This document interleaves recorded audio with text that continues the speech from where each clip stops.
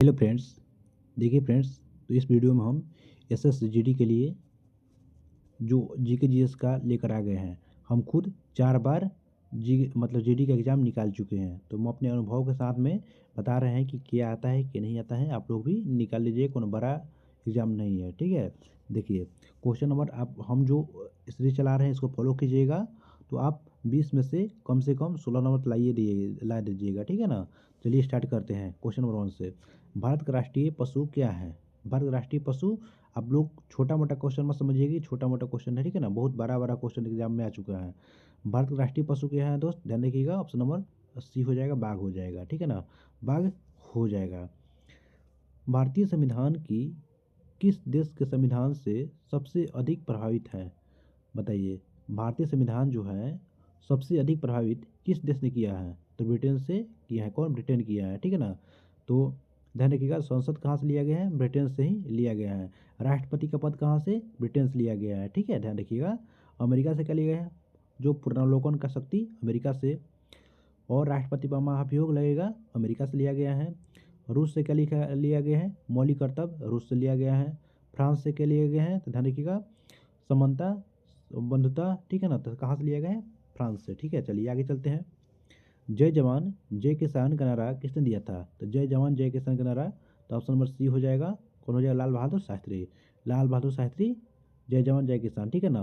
और बोलेगा कि दिल्ली चलो, कौन कहा था? तो सुभाष चंद्र बोस गए थे, दिल्ली चलो, ठीक है। महात्मा गांधी क्या बोले थे? करो या मरो बोले थे महात्मा गांधी।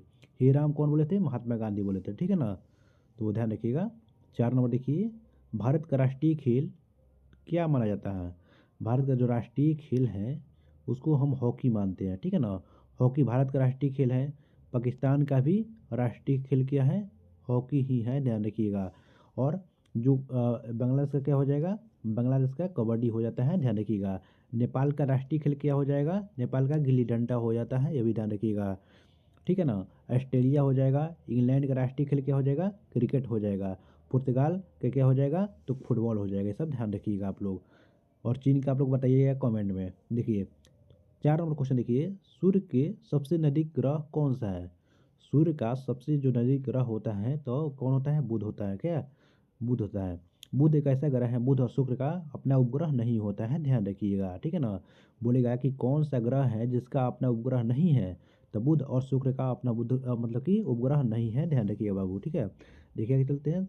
6 नंबर क्वेश्चन, मानव शरीर की सबसे बड़ी ग्रंथि कौन सी है?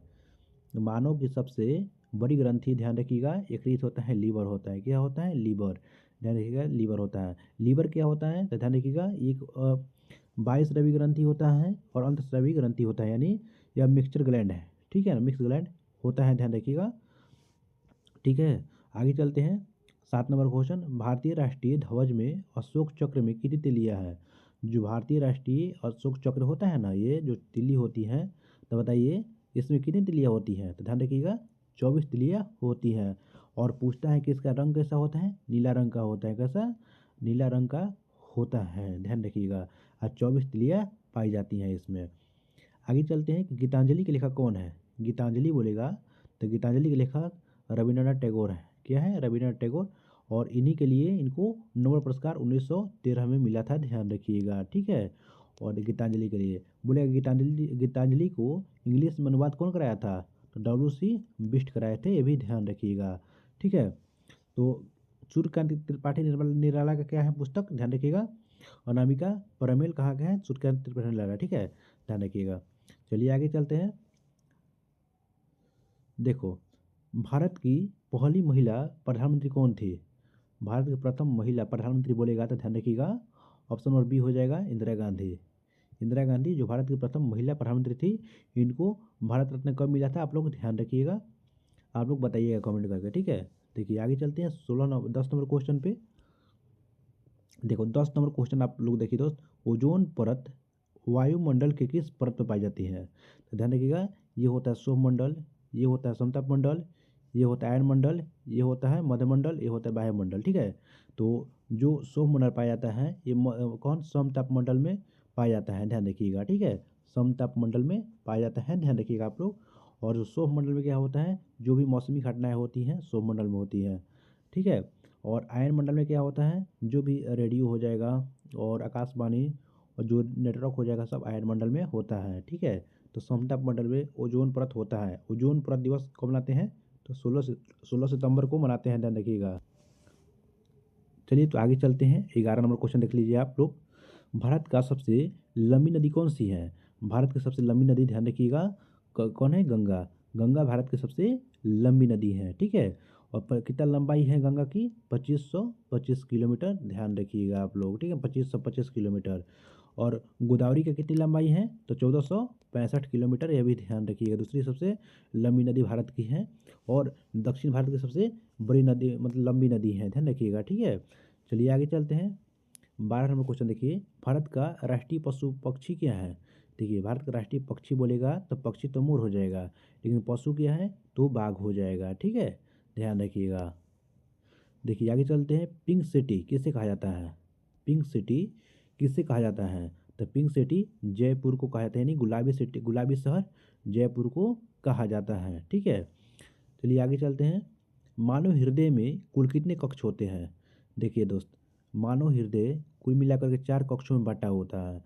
एक अनिल होता है, एक निलय होता है, 2 अनिल होता है, 2 निलय होता है, ध्यान रखिएगा। ठीक है ना, तो 4 कक्षों में होता है। ये भी ध्यान रखिएगा कि सबसे पहले बॉडी से खून कहा जाता है, तो यहाँ जाता है दाएं अनिल में जाता है। ठीक है, उसके बाद में दाएं निलय में प्रवेश करता है, फिर फेफड़ा में जाता है, फेफड़ा से फिर जाके बाएं अनिल में जाता है, उसके बाद निलय जाता है, उसके बाद में कहाँ जाता है, उसके बाद ध्यान रखिएगा और रोटा में जाता है, यानी धमनी में चला जाता है। पूरे शरीर में मतलब प्रेशर के साथ में चला जाता है। ठीक है, ध्यान रखिएगा।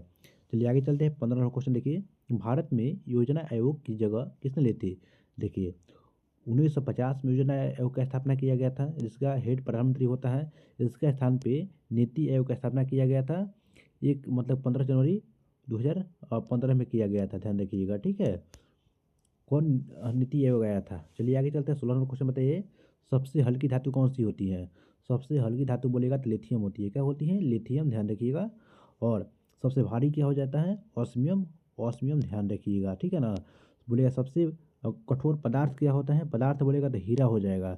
सबसे कठोर मेटल बोलेगा तो प्लेटिनम हो जाएगा, ये भी ध्यान रखिएगा। चलते हैं 18 नंबर क्वेश्चन। 17 नंबर क्वेश्चन, भारतीय संविधान कब लागू किया गया था। देखिए, भारतीय संविधान पूर्ण रूप से 26 जनवरी 1950 को लागू किया गया था। कब, 26 जनवरी 1950 को लागू कर दिया गया था, लेकिन आंशिक रूप से हमारा संविधान 26 नवंबर के दिन 26 नवंबर 1950 को 1949 को लागू किया गया था, लेकिन पूर्ण रूप से 26 जनवरी 1950 को लागू कर दिया गया था। ठीक है, आप लोग ध्यान रखिएगा कि जो संविधान लिखा लिखा गया था, मूल संविधान इंग्लिश भाषा में लिखा गया था। कौन लिखे थे, प्रेम बिहारी नारायण लिखे थे। ठीक है, ये भी ध्यान रखिएगा। अभी जो संविधान के जो पत्र है, पत्रिका है, उसको हाइड्रोजन गैस में रखा गया है। ठीक है ना, सॉरी, नाइट्रोजन गैस में। देखिए आगे चलते हैं कि विश्व का सबसे बड़ा महाद्वीप कौन सा है। सबसे बड़ा महाद्वीप पूछेगा तो ध्यान देखिएगा, ऑस्ट्रेलिया हो जाएगा। क्या हो जाएगा, ऑस्ट्रेलिया, ऑप्शन नंबर डी हो जाएगा। ऑस्ट्रेलिया जो होता है सबसे मतलब कि बड़ा महाद्वीप होता है। ठीक है, आगे चलते हैं। सॉरी दोस्त, ये ऑस्ट्रेलिया नहीं होगा, एशिया हो जाएगा। ठीक है ना, एशिया सबसे बड़ा महाद्वीप हो जाएगा, ऑस्ट्रेलिया सबसे छोटा महाद्वीप होता है, ध्यान रखिएगा।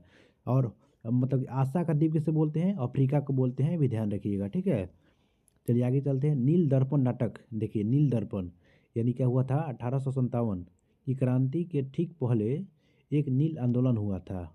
1857 मतलब 1855-56 में हुआ था। ठीक है ना, उसी आंदोलन को नील दर्पण में लिखा गया था। कौन लिखे थे, दीनबंधु मित्र लिखे थे। कौन, दीनबंधु मित्र, ध्यान रखिएगा। ठीक है, चलिए आगे चलते हैं। 20 नंबर क्वेश्चन, मानव शरीर में रक्त को शुद्ध करने वाला अंग कौन सा है।